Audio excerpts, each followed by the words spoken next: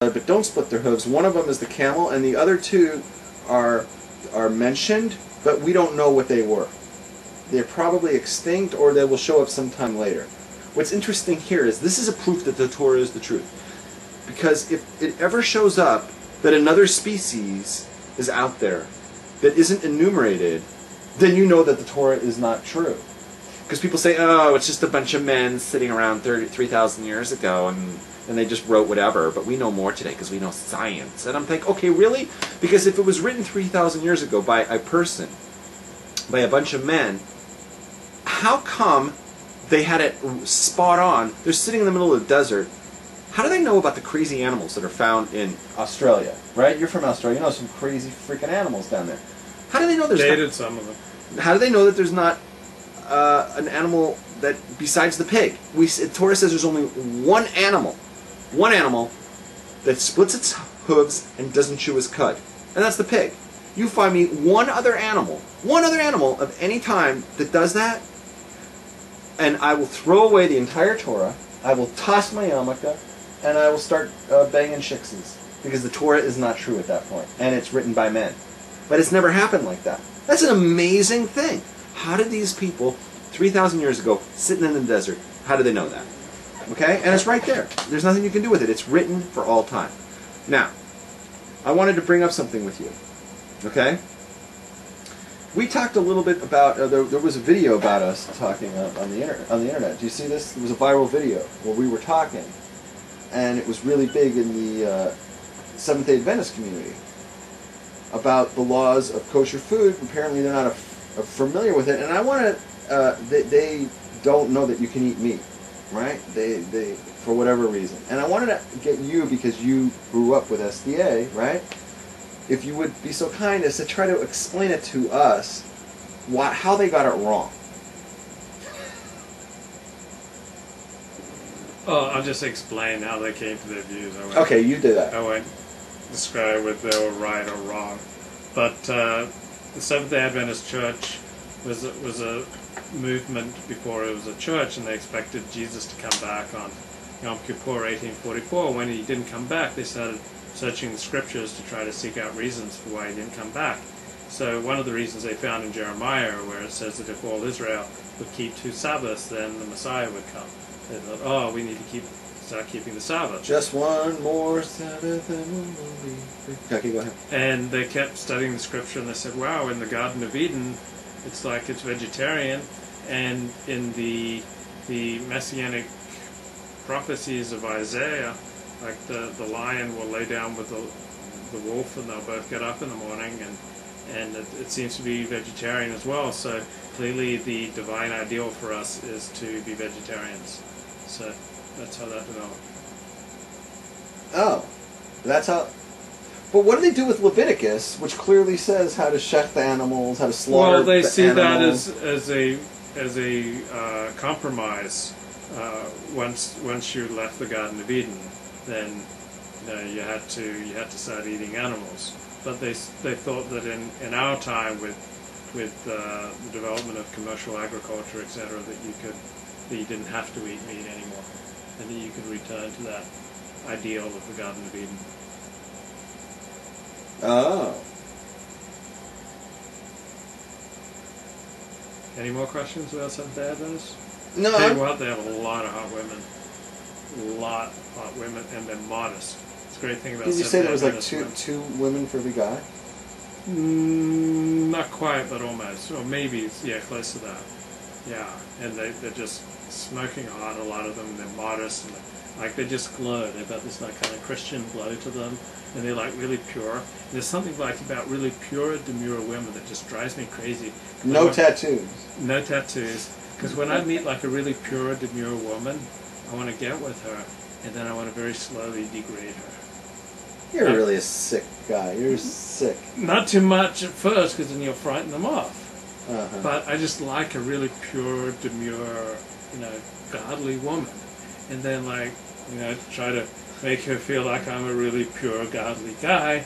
And then I say, hey, let's get together. Let's do some really pure, godly things together. And so we study the Bible, and we share our feelings, and we start talking. And I say, oh, I'm just so attracted to you. I need to physically demonstrate my feelings. And then, like, slowly over time, I just keep morally desensitizing them, and then just slowly, start degrading them. But it's like so subtle they don't even notice really what's happening. They're just, that's just 'cause I love you so much. Like, that's why I go to like sex addiction meetings, because I can see that. I don't think some of my tendencies are very healthy. We can't even make one viral video tonight because every one of them you've come in with your sex stories. Every single time we were trying to cut a video, special video, you came in with a sex story tonight. No, it's better than coming in, in other ways with other things and leaving other things like strictly against the Torah. At least I don't do that anymore. All right, so there you have it. By the way, I don't know if you saw I came up with a thing for us today, because you have like the glasses and the beard and the whole thing. You have the look. You're sitting next to me, and you have the hat. I call us the Schmooze Brothers. We're the Schmooze Brothers. I dig. All right, so that covers what I wanted. So do you think Moshe was ever going to get in the Promised Land? No, because he was never. Like I said, it's brought down. Okay. That he was only for the time of the exile. They needed a new that's leader. right.